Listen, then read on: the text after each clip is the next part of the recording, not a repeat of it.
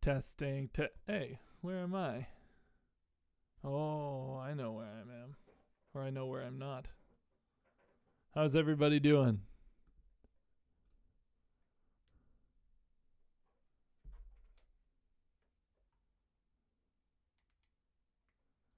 I forgot to set up my camera. That's a real rookie move.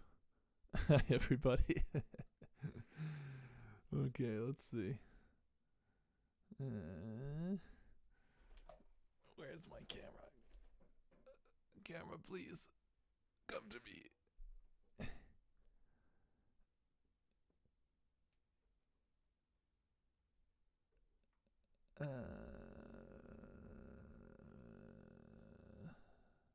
Okay.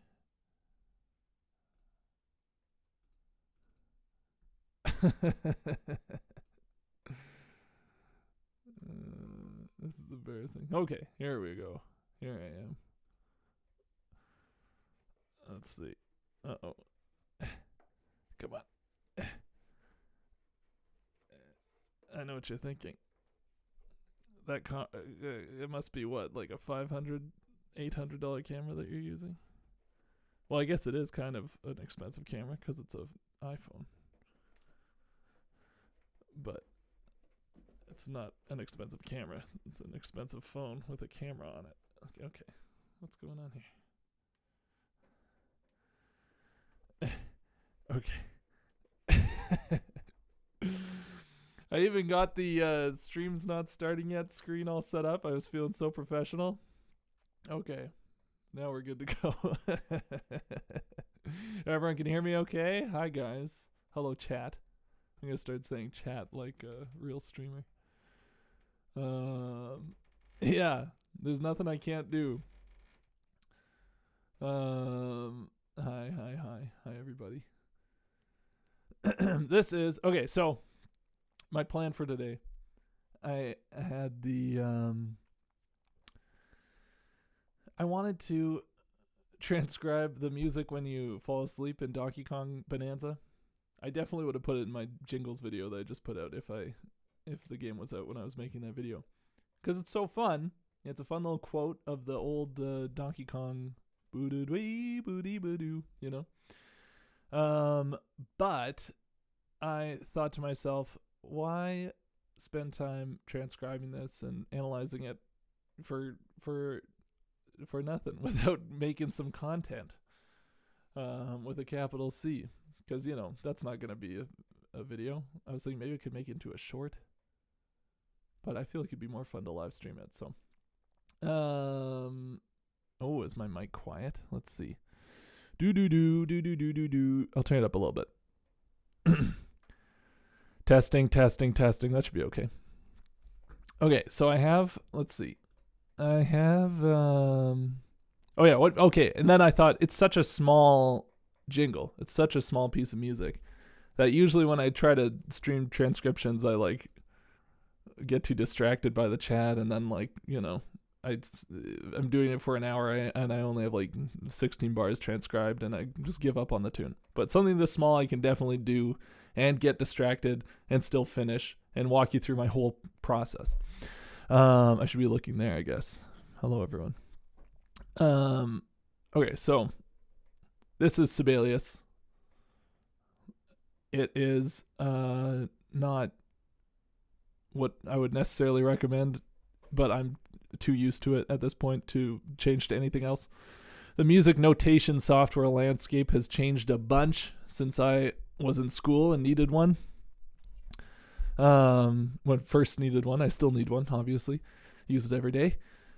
And I've put in so many hours into Sibelius that I am just like a phenom. I like to think I pride myself in my humility usually, but I am definitely the best Sibelius user I know.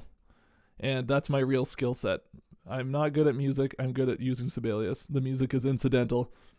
And so I can never change. Even though Dorico is supposedly better, I've never tried it.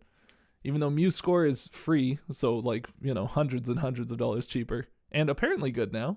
I tried MuseScore back in like 2016, and it was not good. I hated it. And I've tried it recently, and it's like not Sibelius. So I'm like, this feels wrong. But I've heard that like it's very usable and people like it now. Yeah, Sibelius versus Finale was the big rivalry, and look who won that one. Finale is dead. R.I.P. This is what version of Sibelius is this? I was using 7.0 for a long time, and then I bought a new computer and I couldn't switch it over, so I had to buy whatever the new one is, Sibelius Ultimate, I think. Yeah, the Dorico mode. Okay, let's see.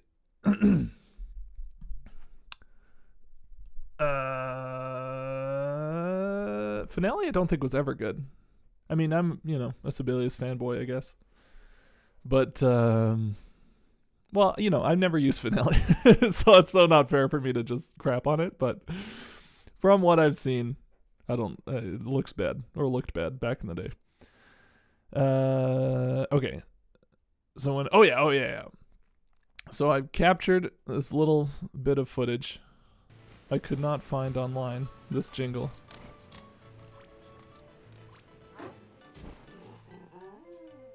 That's probably way too quiet, eh? You hear that? Do. That chord. That's what I want to figure out. That's got to be mega quiet. I bet you guys can't even hear that.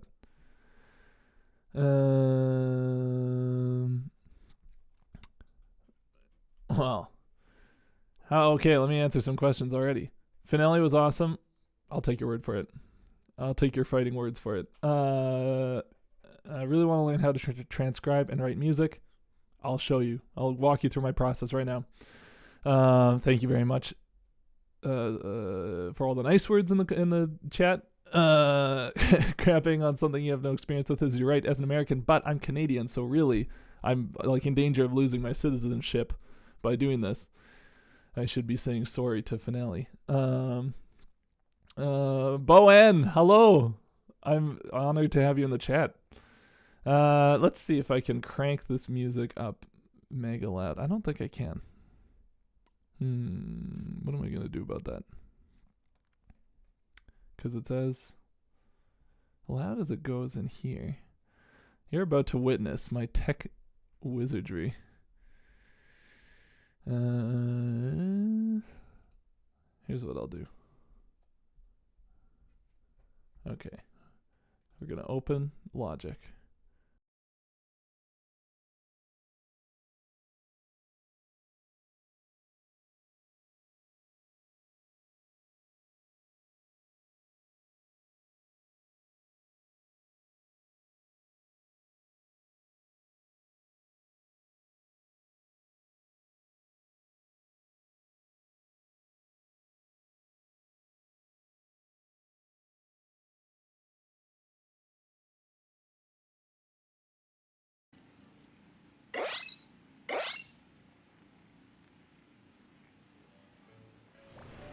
Refreshed and ready to go.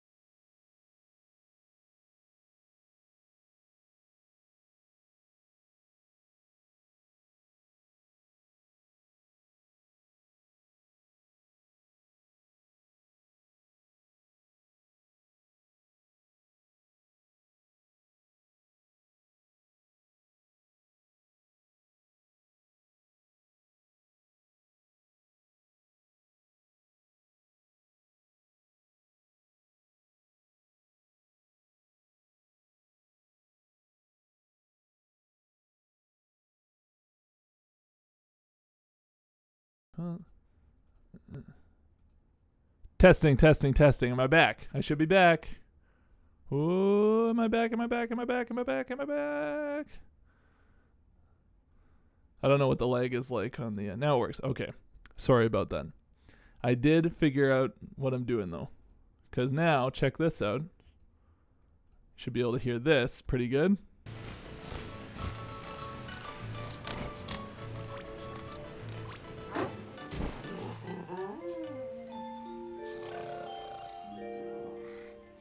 Is that still mega quiet? I boosted it in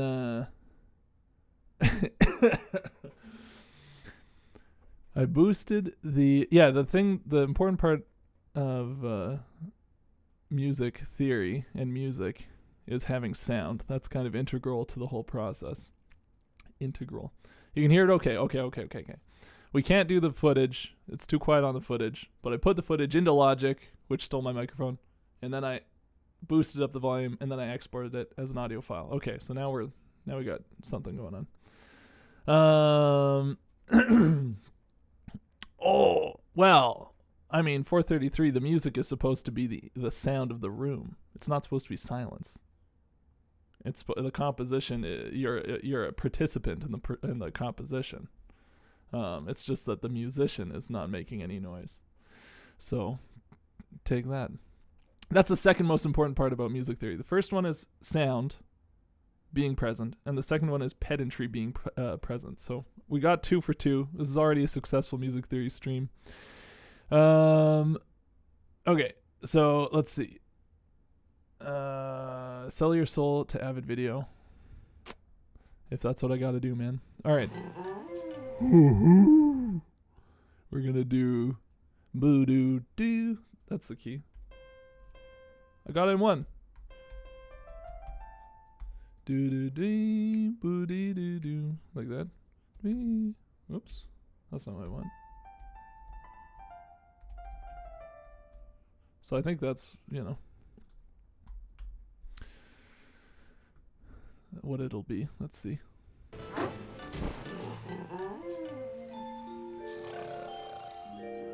You know what, actually? I'm going to put it in 3/4. It feels like it should be in 3/4.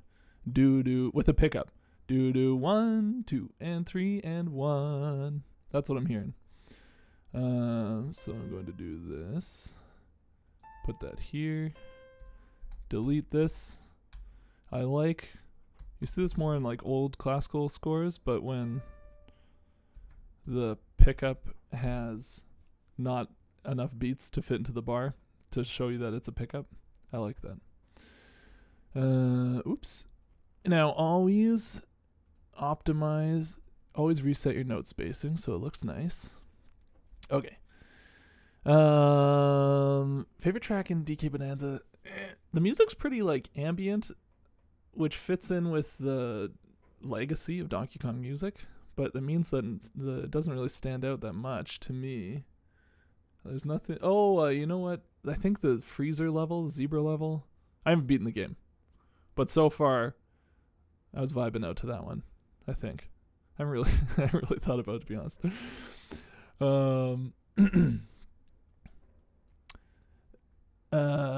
Okay, hold on. Let's see. I'm going to get so distracted that I'm not even going to finish this 2-bar transcription. Watch. Boom, boom, ba. So we'll get the bass note first. Ooh. Sick. So it was way up here. Music box thing. So it's probably like... It's probably like this. Boom, boom, boom. I wonder, should I put this in treble clef or should I put them in the same clef? I think I'm going to put them on the same clef. Now, right now I'm guessing what the little music box accompaniment probably does. and then I'm going to fix it.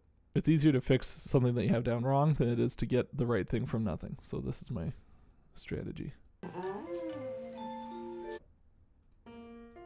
Ba.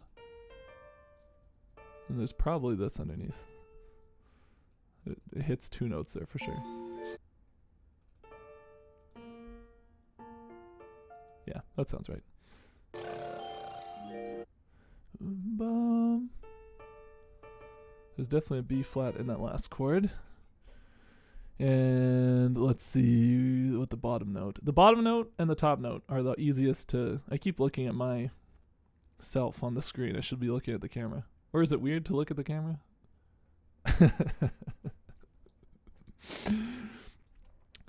This is Sibelius. This is the software I'm using, Sibelius, for all the newcomers. That's probably the question I get most on all of these kinds of videos. So I'll say it again and again.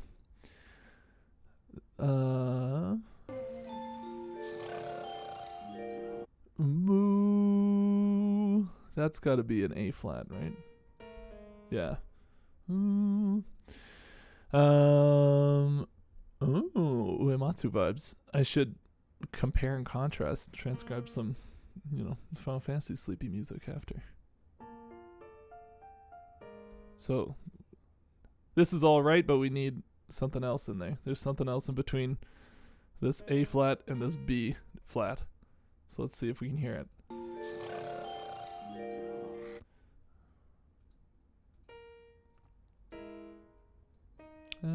Let me see. I'm just gonna have to listen to it like 10 times in a row. Sorry.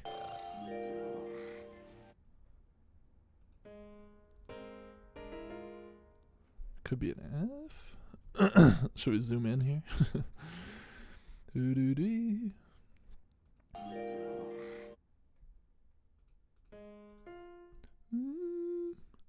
Another thing to do is like pick a note and then get the sound of it in your ear.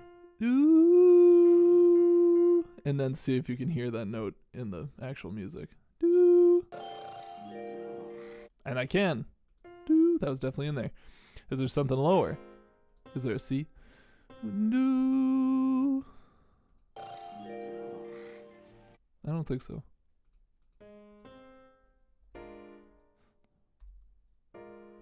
Does that sound right enough? Or am I missing something still? Oops. I want to make it a rolled chord on Sibelius, but I don't want to roll both voices. Okay. I am working on a new video. Not right now. This is instead of a video, so that I don't have to make a whole video about the when you fall asleep music in Donkey Kong Bonanza. I'm streaming myself, transcribing it instead. I feel like there might be something in between this A flat and this F, but I wasn't hearing a C. I don't think they'd put a... Oh, maybe there's a D. Ooh. It's doubling the melody, so it'll be hard to hear, but... Ooh. I think that is a D in there. No, I don't think so.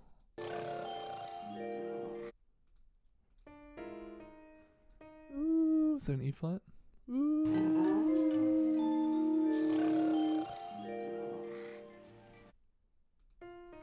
I don't think so. It could. That kind of sounds... That sounds a little empty to me. Maybe there's a C. Ooh. You'll see the process is actually quite boring when you get into nitty-gritty stuff. I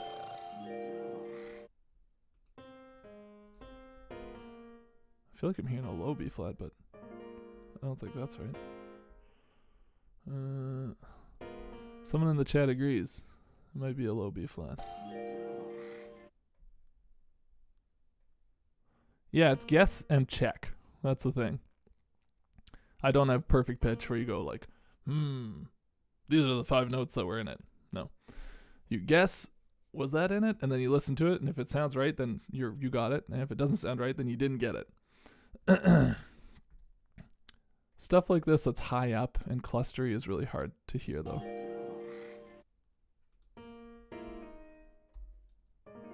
That kind of sounds right, actually.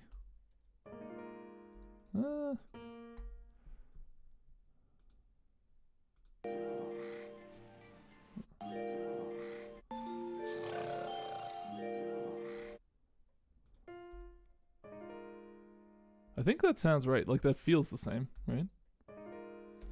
A lot of the times, if you have a note a perfect fifth above the note below it, that can get buried.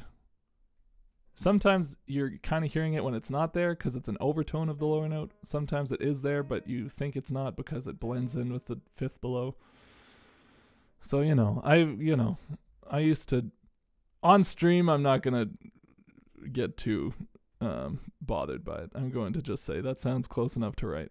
So that I'm not sitting here for 2 hours going, is that a D? Yeah, that sounds right?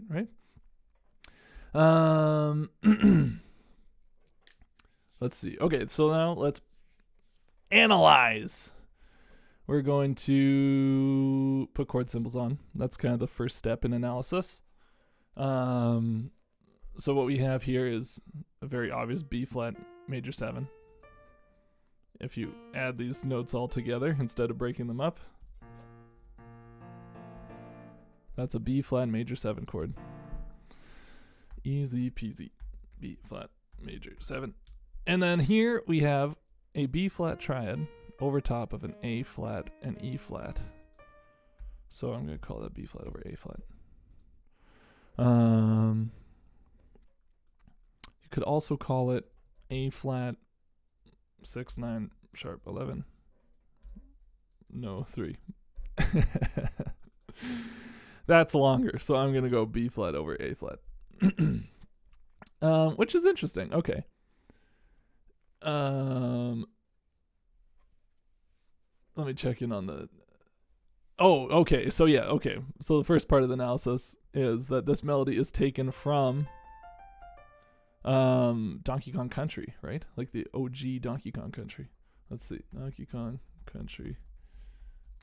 I should have pulled this up before I started doing this. Like the main theme, right? Yeah. That's probably super quiet too, right?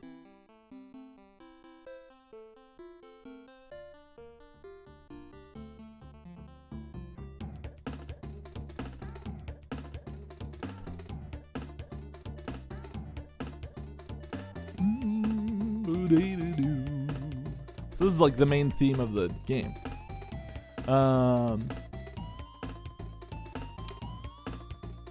And it's nice. It's cool. I like this original incarnation of it is very cool. The way that it starts off very, music boxy. Boom, boom, boom, boom, boom, boom. And then it turns into like a groove, a cooler groove. Very like 90s. We're not like your dad's video games. Even though your dad didn't have video games. Except for Pac-Man. We're edgy, okay? But so that's the main theme of Donkey Kong. Which, it's a nice little reference to have that be the falling asleep music. But, so the original, let's get a new line going here. The original, oh, I guess I need to make this a pickup too, don't I?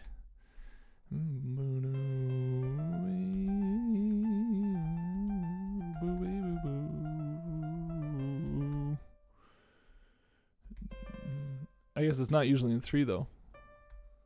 Do the 1 2 3 and da da 1 2. Oh, but it's a lullaby. You're falling asleep, so of course they put it in 3 4. That makes sense. Well, I'll make this 4 4 time then. That's what I'll do.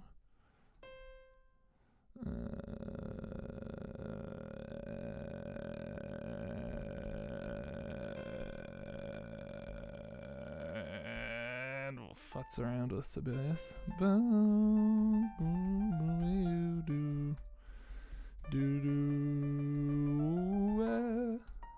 So it's in the key of F.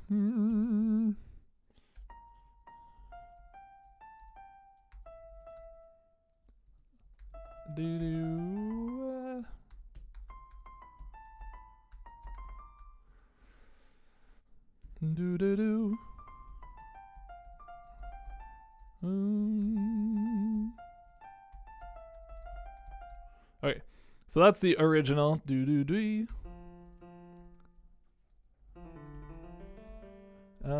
What are the chords? I think I know them off the top of my head, but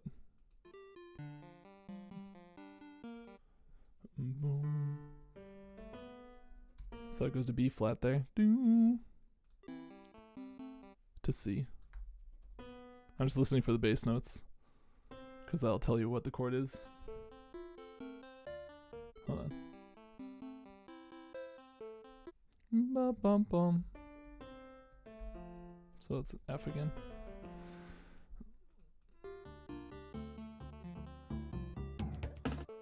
But the minor sneaks in. Boom, boom, boom. Boom, boom, boom. Boom, boom, boom, boom, boom, boom, boom, boom. So that kind of cuts off what the progression would be if it was just a straight up music box style tune. But so this is the original, is F to D minor to B flat to C. Very, very, very classic kind of progression. I usually have a keyboard that I can play that makes this whole process way easier, but it's way on the other side of my office for something else I was doing. I should have set up. And then instead of doing like this, this should be like, you know, probably, I don't know, what B flat to F or C to C to F. You know, it would do something like that. But the bass sneaks in with the minor key groove. And we're in D minor. I guess I should include the pickup.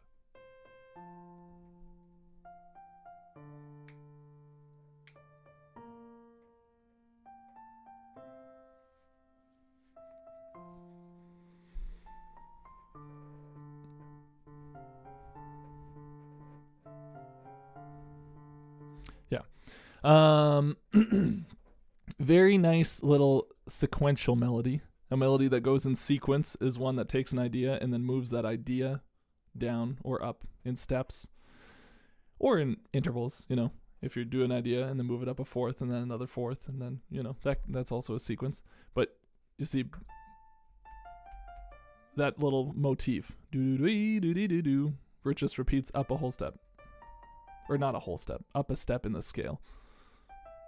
And then again, with a little variation, going up this time.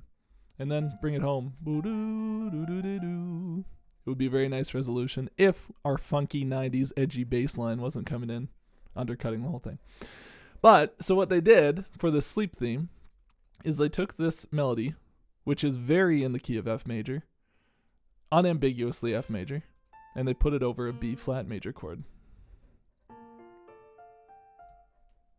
which is very colorful. That's the 4 chord in the key of F.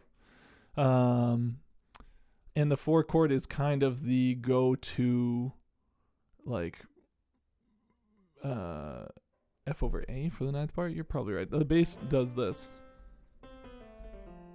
I was just getting whole notes down. That's what that bar does. That's what the bass line in that bar does originally. So you could call it F over C, or what you shouldn't do is go F over C, F over A, F. That's too much information. But yeah, so the 4 chord is the go-to emotional chord in modern music. You see it everywhere. Undertale, all the Undertale tunes that just feel emotional. You're like, whoa, this is really cool. It's because they jump to the 4 chord and stay there. Especially 4 major 7. Having that major 7 in there, beautiful. And this melody, which was so clearly like 5th of F, jumping up to the 3rd of F, and then down to the root of F. Now, that implied F triad, I'm going to delete this. I don't think we need it anymore.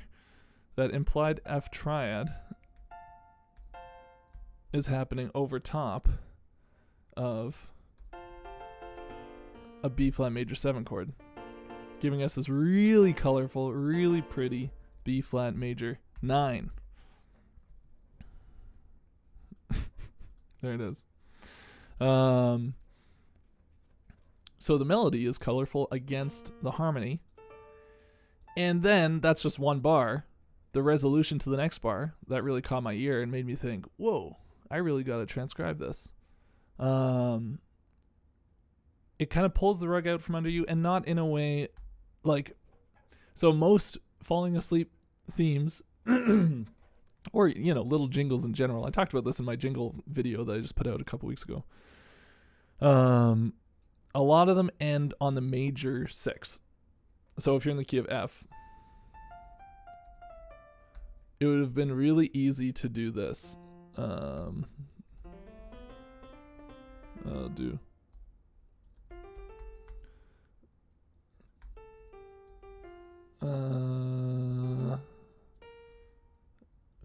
Oh, that's an A. I want this. 6 5. So this is an F major chord with a little walk up, and then the melody is gonna resolve to a D major. That's what this sounds like.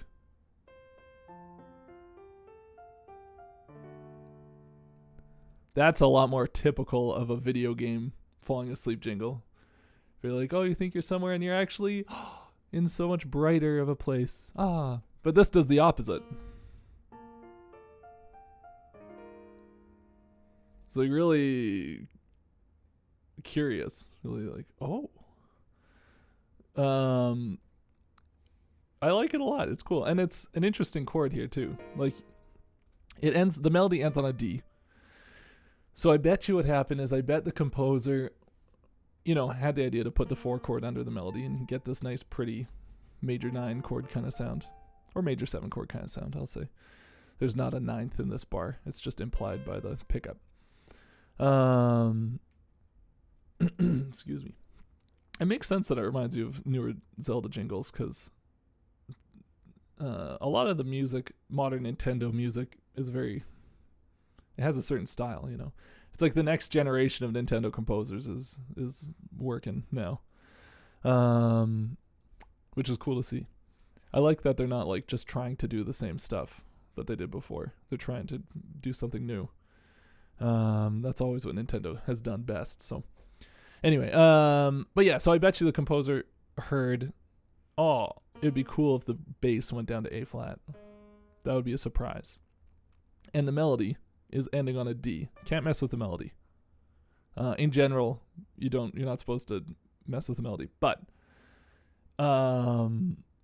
especially with a quote like this, like that would kind of ruin the integrity of the quote if you changed one of the melody notes, So then, how would a D natural work over an A flat bass note? Well, it's the sharp 4 over A flat. So you could do, or you know what I'll do? I'll mess this up. Could do like A flat 7 sharp 11. But that would probably be too dissonant. That's too jazzy. Too jazzy? You don't want it to be dissonant, or that dissonant at least. You're falling asleep. You're having a little dream. But that sinking feeling of like a surprisingly low, that A flat is like lower than you expect, and it does kind of have this like sinking back into bed feeling that I think it works great. It's a really bright chord on its own too. Outside of the context of, setting up that you're in the key of F or B flat, Lydian, maybe you could say. If you just isolate this chord, it's really, that sound actually, especially played on piano in Sibelius, that's very like Breath of the Wildy, right? It's kind of slash chord is what it's called when you have a slash in the chord symbol, because it's a B flat triad over top of an A flat, like an A flat root or a fifth. That's a really nice sound. It's like not dissonant, but it's colorful. It's like so colorful it's almost dissonant, It's bright. So that's a good, like shape to have in your toolbox if you're writing music or transcribing music. A lot of transcribing music is like, I recognize that sound. I know that's a 13 flat 9 chord. No, I can't hear every note in the chord individually, on the first listen. But from the sound of it and the feeling it gives me, it's like, oh, I recognize that. I know what that is. If you want to get that, if you want the ability to recognize stuff like that, the one to start with is the minor 4 chord. If you can play a couple minor 4s, play a minor 4-1 cadence.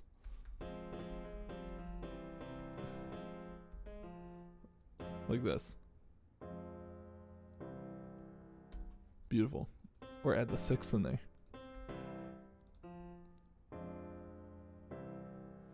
If you can do that in a bunch of different keys and like play it as part of a progression, so maybe go C, D minor, F minor, C, something simple. We're gonna go D minor 7.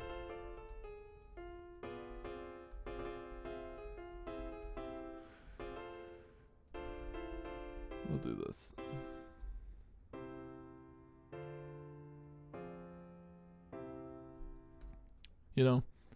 When that minor 4 hits, you should be able to recognize and learn the feeling of it. And then when you're listening to songs on your own, and catch it in the wild. That's, for whatever reason, this is one that seems like the first one that people get in their ears.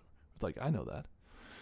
Or you can think of, "Oh, give me a home where the buffalo roam." You know that song? Or "Seldom is heard a discouraging word." There's usually a minor 4 there, if I'm not mistaken. So when you're listening to that on Spotify, look out for that. Yeah, okay, so this concludes my analysis of When You Fall Asleep in Donkey Kong Bonanza. I think I pretty much got Home on the Range. That is what it's called. Thank you. What's another good like minor 4 chord song? There's a bunch of Beatles ones that use it. Like If I Fell. That's a beautiful song. What part has the minor 4? 'Cause I couldn't stand the pain, and I, minor 4, would be sad if my new love was in vain. That's a great song. Leia's Theme, minor 4. There's a bunch of you can find your own examples. But yeah, okay. Well, how long have I been going here? 40 minutes? That's a pretty short stream, but that might be there probably is a video of mine that goes into minor 4 to 1. It seems like maybe not. If there isn't, I should make like a dedicated minor 4 to 1 video. That'd be I shouldn't say that'd be an easy one to make. That'd be a fun one to make. That'd be a helpful one for people, I'm sure. Yeah, I don't know. Well, I'll hang out for a little bit longer if you guys have any questions or anything. But Lullaby by Billy Joel. I don't actually know that song, but prominent minor 4 chord.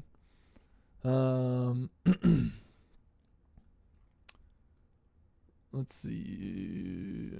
Save this. It's saved.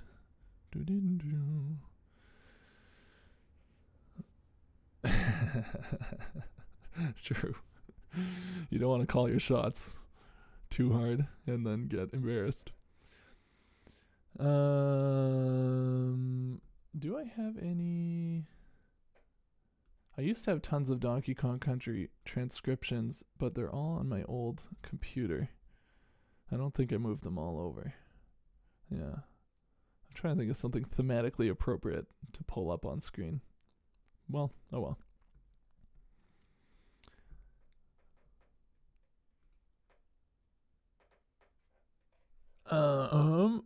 Excuse me. Okay. Well, I came and did what I wanted to do. Hopefully you guys found that interesting. And if you have any questions, I do have a Donkey Kong Country video. True. Do I remember my first video game transcription? Ooh.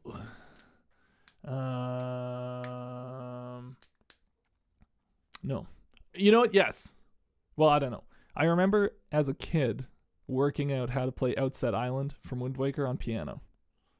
Dee-doo, doo-doo. I didn't write it down or anything. I don't know if that counts. But my first, I'm going to write this down in sheet music and, study it. I did the whole Sonic 1 soundtrack. And that was the second video. No, that was the third video I ever put out, was my Sonic the Hedgehog soundtrack analysis. So that was one of the things that I did that made me think, I should make videos about video game music. Okay. I am talking about popular songs or video game songs or whatever songs that you know. B flat over A flat usually doesn't imply the fifth, but it doesn't discount the fifth. You know?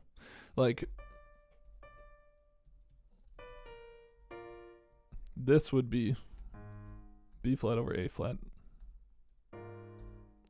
And if you add... The thing is, there's not a easy way to name this chord. If you have the fifth and you want to include the fifth in the name, you either have to do B flat add 4 over A flat. Sloppy. You could do A flat 6/9 sharp 4 no 3, which we talked about before. Sloppy. Because you can't do sus sharp 4, right? I don't think I've ever seen that. No, Sibelius doesn't like that anyway. And the fifth is such a nothing note, you know? Like, it's just reinforcing that bass note anyway. That I feel like people should be loosey-goosey about chord symbols. The chord symbols are there. This is my jazz education background, really. The chord symbols are there to tell you what the harmonic idea is. Like, this tells you it's a Lydian sound, and you're not including the third of the chord in it. That's basically what it's telling you. Like an A-flat Lydian sound. If you had, like, C major 7, sharp 11, say, and you played a D major triad over top of a C major 7 shell voicing with just root 7/3, that is a C major 7 sharp 11 chord. There's also the 9th and the 13th, so technically it's a C 13 sharp 11. But it's like, are you going to put C major 13 sharp 11 no 5 because there's no 5th in it? It's like, no, come on, man. You don't need to do that. It's a C major 7 sharp 11. Just be cool. That's my approach to music theory. Is just be cool, man. Let's see if there's other questions. Lost Woods. Lost Woods is so interesting. That's one of the tunes that has transcended video game nerds. And at least I'm speaking for my, like my high school band, of which like maybe a third of us were into video games. I mean like concert band, like band class.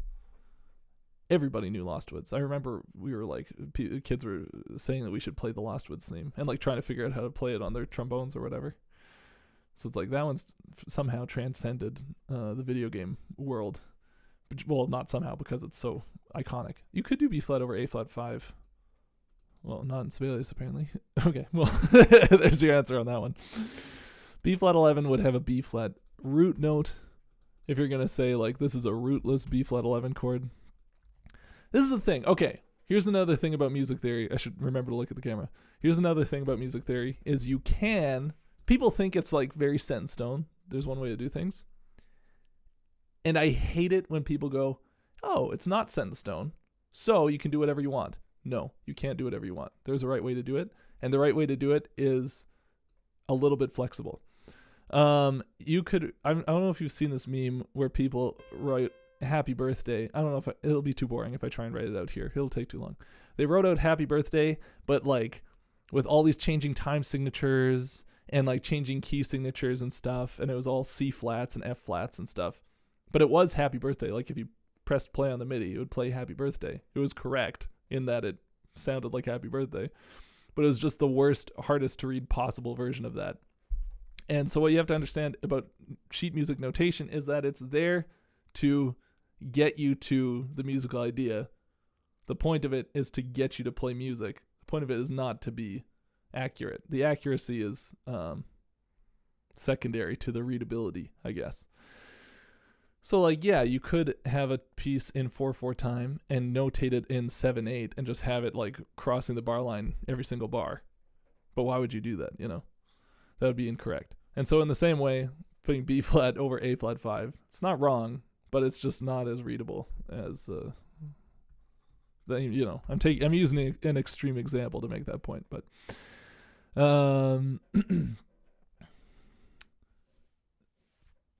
oh yeah, the Sonic drowning jingle is traumatic. Oh, okay. So apparently in my cave story video, I talk about the minor 4/1 in some detail. I don't remember what's in that video. I remember when I was making it while like out of town at a friend's wedding.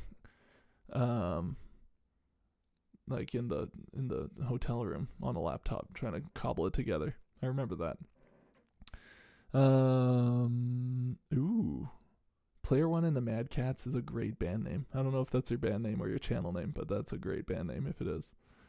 I'll check that out for sure.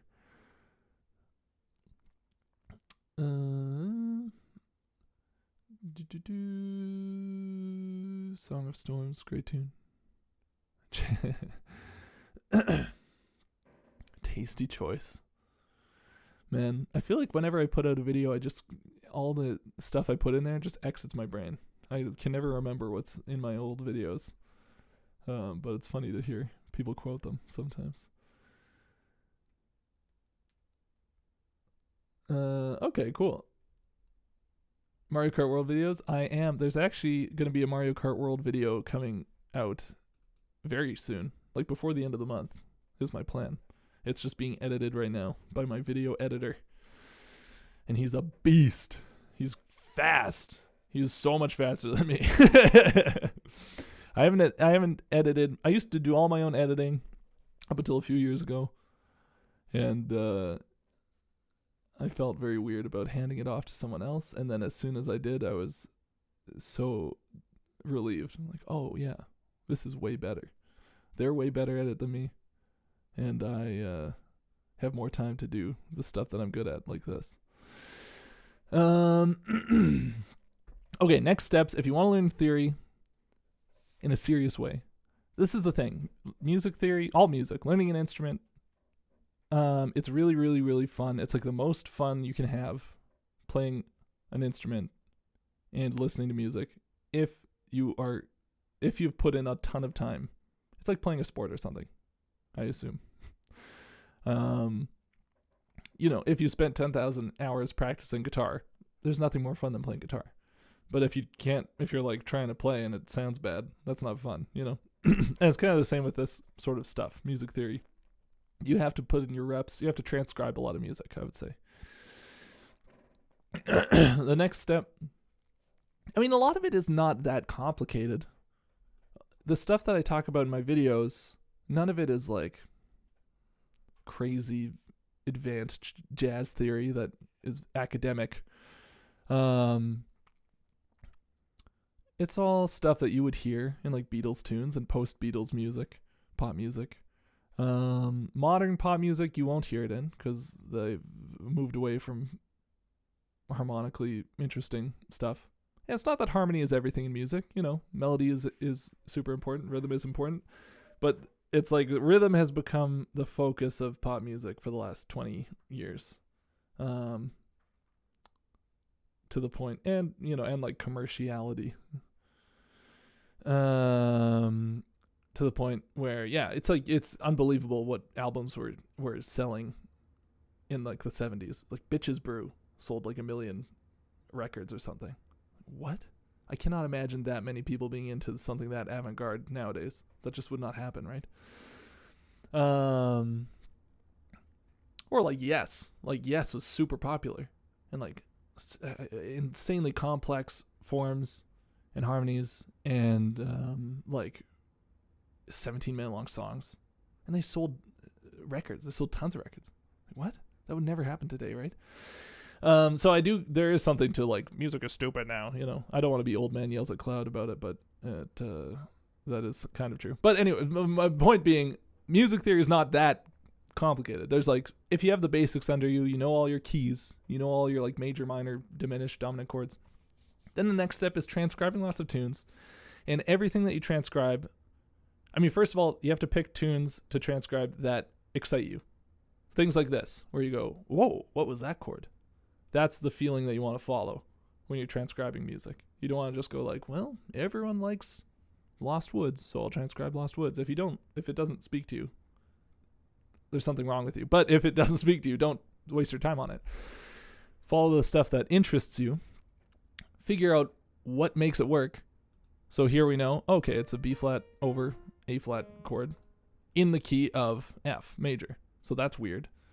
Okay, this out of key thing. The out of key root note is the weird part because everything else is within the key. It's a dark root note if you're thinking in the key of F, which is implied by the melody. This is the flat 3. This is borrowed from F minor.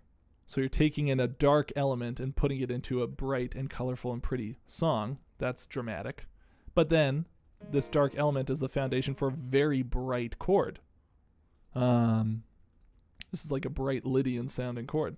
So it's this combination of all these different aspects, all these different elements. And when you kind of think in these terms, it can help you understand, music better.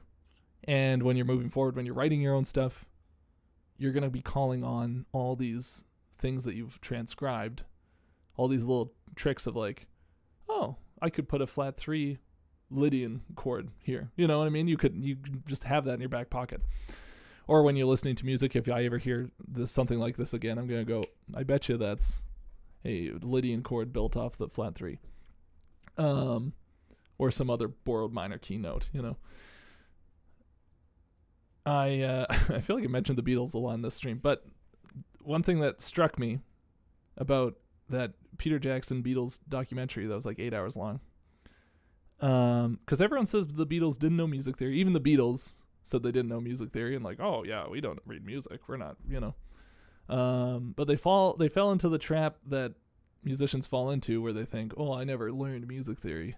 Everything I know I learned just figuring out on my own, so I don't know real music theory. I just know my little thing that I've carved out. It's like, well, it's all the same stuff, man. But so when you watch that documentary and they're all getting together to write an album, the first thing they do is they jam like 100 different cover songs, R&B songs and stuff. And I read this really interesting book back kind of when I was in music school before starting the channel, called Songwriting Secrets of the Beatles, and it was music theory through the lens of Beatles music, and it was very influential in how I talk about music theory, because it kind of was the first text that I'd read that talked about these theoretical concepts as describing sounds rather than as describing notes on a piece of paper, you know, or you know, mathematical structures. It's like, oh yeah, this kind of feeling is generated by this kind of chord. Making that connection was really big for me. But so, yeah, in that book, he talks about all these different techniques that the Beatles used and when writing songs, and he pulls like, oh yeah, this flat 6 chord that they take in here, that's so weird. That was actually used once before in this Carl Perkins song from, you know, a couple of years before or whatever. Or this Buddy Holly song, he used this kind of turnaround, and they took that and used it in their song here. And so you can see like, oh, they just learned a bunch of music and then were able to take pieces from what they learned and use it in their own writing. And that's how it works, whether you're educated or not, classically educated or not, is you learn a bunch of stuff, learn stuff in multiple keys. That's the next step too, I'd say. Whatever songs that you like to play, try and play them in like 3 different keys. And then that'll train you out of, you know, this is F to B flat to whatever. It'll get your ears wrapped around, oh, this is the 1 chord, moving to the 4 chord. And these sounds exist outside of key. Okay, that was a very long answer to one question. Let's see. Oh, wow. Okay, chat's been scrolling. Okay, here we are. There will be a new VGM album with my band, I'm excited to say.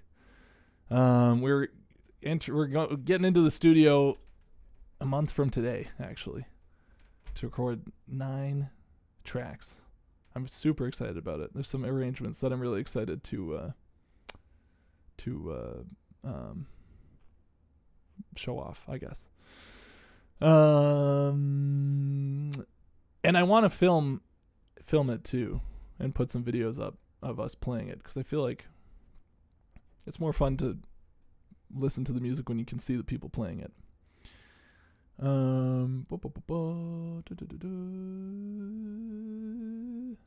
Oh yeah, let's see.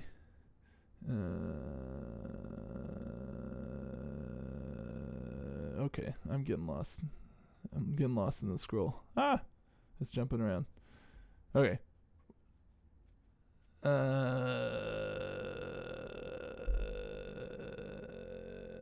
You've transcribed over 200 songs, but neglected notation. Oh, just into like a DAW? That's cool. The thing is, sheet music, well, you know, you should learn to read sheet music. I'm not going to say you shouldn't. You should. It's super helpful. But it is a middleman, you know. If you can get to the music, producing music without it, then you don't need it. But I've never used an ear training app like Hook Theory or anything like that. I kind of feel like, why would you need an app? Just, like, I guess I don't really know what they do. So I would not recommend them because I don't know anything about them. This program is Sibelius. I'm already seeing this question come up again. Sibelius is the music notation software. I would not necessarily recommend it. MuseScore is free and apparently good. I don't have any, real personal experience with it, but apparently it's really good. Dorico is apparently really good if you want to pay for one. Sibelius is a very annoying. I don't know. It's not like an annoying program. Maybe I just know it too well. I feel like it used to be a lot more annoying than it is. There's some stuff that is annoying about it, actually, now that I think about it. Like if you're adding an instrument, this process just sucks. It's like a list of every instrument ever invented. And then if you're like, okay, common instruments. Now let's see. Do they have strings? No, they don't have strings in common instruments. Why would they? But they do have strings down here. But it's just individual strings. If you want like a grand staff that has string sounds on it, then you need to go strings reduction, not strings. Strings reduction. And then you can't double click on it. Oh, you can double click on it. Okay, never mind. Usually you have to add to score. Anyway, I don't know. I'm not going to start complaining about Sibelius. I am drumming again on the VGM album. Yeah, so that'll be fun. Mostly the same band, some newcomers, new faces. My bassist and guitarist both moved away over the course of or between the last album and this one. So new bassist, new guitarist, adding some more horns onto it. It'll be super fun.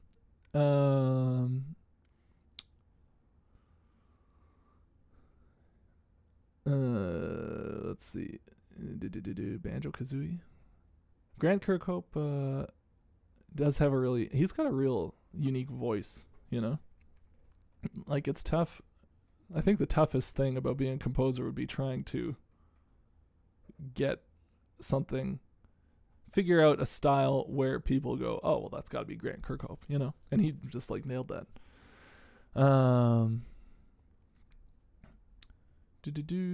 Okay, let's see. 12 take it through all 12 keys and you're good to go. I love open jazz. That You'll Hear podcast. I actually had a question. I sent in a question to them pretty early on in their podcast. I don't think it was the first year that they were doing it, but it was, within a few years of them starting that You'll Hear It. That was a great show. It still is a great show. How would you recommend getting better at bass transcribing and piano transcribing? Yeah, bass is tough. I mean, part of it is like speakers. If your speakers, if you're just going on phone speakers, you're not going to be able to hear the bass. That's just true. Pitching the track up an octave is smart. I think a lot of the time for most instruments, it's like learning to play the instrument will make you better at transcribing it. I've really found that. The better I've gone, like I used to find transcribing piano impossible because it's so hard, especially if you're playing dense chords. It's so hard to pick out individual notes. The timbres are all exactly the same, They all just kind of blend into this mess. But then when you learn to play piano and you start to learn like, oh, these are the things that are easy to grab on piano. It's really easy to play a D major add 2 chord this way or whatever it is. Then when you hear those sounds in music, you go, I know what he's doing. You don't, it's the same as I was saying before with recognizing chord sounds. You start to recognize how it sounds and you go, okay, he's probably playing like a stack of fourths or whatever, even if you can't hear the individual notes. And so I assume the same thing would be true for bass. If you're playing lots of bass, I mean, there's just an element of like low frequencies being hard to hear, but if you have speakers that can produce them, the bass line is usually the easiest part to hear for me because there's nothing, like you're just listening for the lowest note. You're not listening for a note tucked in around other notes, But it does depend. Like trying to transcribe walking bass lines from jazz records, the way they were recorded just makes the bass impossible to hear sometimes. So that's really tough. I would say metal is not the toughest genre to analyze from, as long as you, like if you have an understanding that a lot of the compositional techniques in metal come from the way the guitar is structured. It's all pretty straightforward as far as I'm not a huge metalhead, so I shouldn't be, saying it's straightforward. But I kind of like don't get, I think the draw of metal, like what makes a good metal band is not the compositional qualities like that I usually analyze. the harmony and stuff. It's like the harmony is open E string to notes in the Locrian scale, usually, right? I mean, I don't know. I'm not trying to shit talk metal. Metal's great.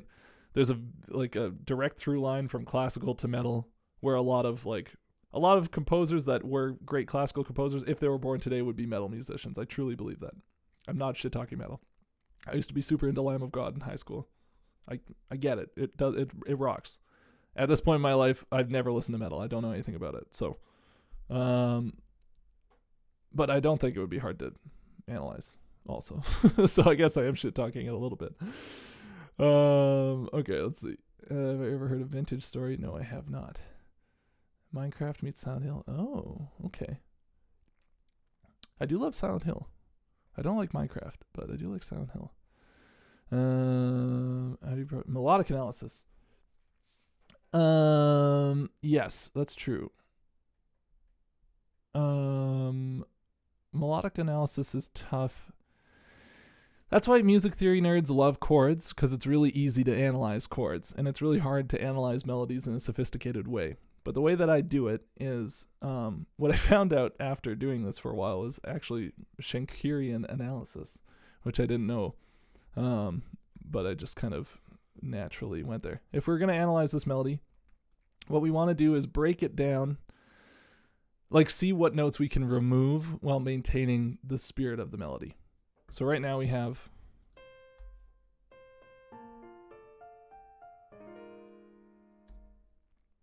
that's a good point about the rhythm in metal. The modern metal that I have heard is very polyrhythmic in very cool and sophisticated ways. And I guess I'm a drummer. I love that kind of stuff. Actually, I saw a guy analyze a Gojira song, The Art of Dying, maybe, and I was just blown away by it. I was like, okay, this is fun to listen to now. I get it. I totally forgot about that. Oh yeah, let's get the chord symbols out of here. So we talked before about how this is a very clearly F major melody. We have a repeated note here in the pickup. We can get rid of that, right? The loss of the rhythm, it does lose something, but it's a very subtle something. This is still obviously the same melody without the 2-note pickup. Now, this leap is iconic. We cannot mess with this leap. That would mess with how the melody sounds. If we go to F instead. No, not the same melody. So we need this leap. Here we have F, G, F. That is called a neighbor tone when the melody goes from a note up or down a step and then back. You can usually erase neighbor tones. So what we can do is replace that with another F. And now we have kind of the basic shape of the melody. And we know this is an F major triad. So this is an expression of an F major triad, not going straight up the triad C, F, E, but C, A, F in that shape. And B, C. And now we've got something that you can use. So you can take this shape and, like, instead of adding a repeated note here and a neighbor tone there, you can add different melodic embellishments.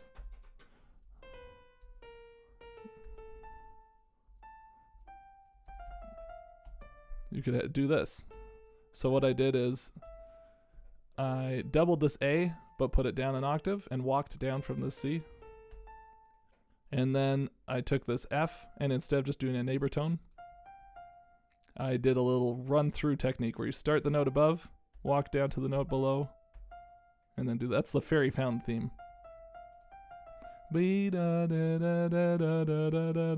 It's that embellishment of single notes moving down a scale.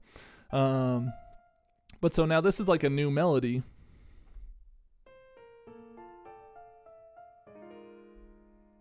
Now it's obvious what I was ripping off because it's the same accompaniment and chords and everything. But you could take this melody and put it into a totally different context and you wouldn't be able to know that I stole it from Donkey Kong.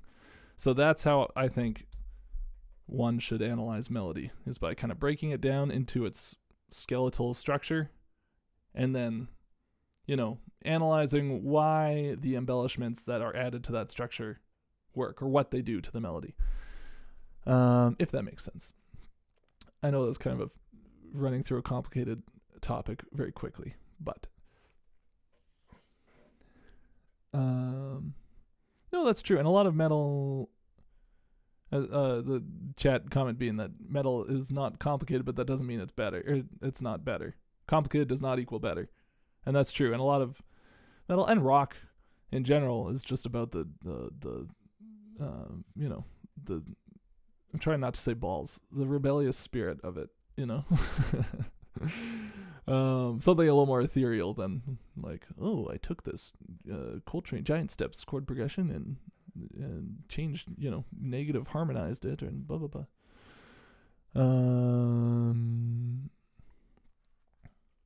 Rob Scallon released a video game. Oh, that's cool. I should check that out.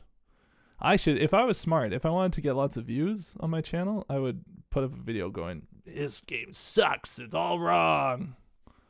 And then just start beef. Maybe that's what I'll do. No, I'm too Canadian to start beef. No, I'm not doing that.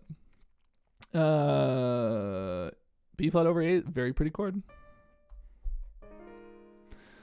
Hear it in Good Egg Galaxy from Super Mario Galaxy. I wonder if I have that one on this computer or not. Let's see. That's kind of, I always think of that as like a Lydian chord, a shortcut to the Lydian sound. It was major triad built a whole step above the bass note. That's an easy way to get there. I don't have Good Egg Galaxy on this computer. It's all in a hard drive somewhere. I have not written for any video games. I used to think that's what I wanted to do, but after going to a bunch of conventions and meeting actual video game composers, I realized, I probably would not like that job. Not to be sour grapes about it. I could never get that job, even if I did want to do it. But I don't know. This channel is my dream job. I just get to like talk about music that I think is awesome and nerd out about it and transcribe. Like I said at the beginning of the stream, my real skill set is using Sibelius. That's what I'm best at in my life. So getting to just transcribe music all day. Like my dream desk job would be working for like Hal Leonard or some company where they go, we need a songbook. I don't know what. We need a Rush songbook. Can you transcribe all the guitar parts for this Rush album, and we'll release the sheet music? Like that would be my dream desk job. But even that would be less fun than making these YouTube videos. So thank you all very much for watching and supporting the channel and allowing me to do this for my living. This is a total dream come true.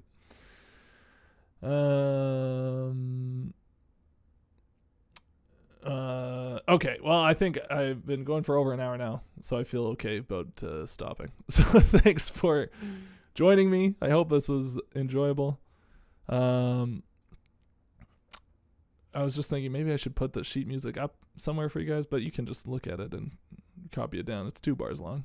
I'm not going to try and figure out how to get that up for you guys. You do get to make fewer jokes in a Hal Leonard songbook. That's a good point. I'll meet you guys back here some other time. Next time I have a jingle that I want to transcribe. This is the perfect amount of music to transcribe for a stream. So thank you all again.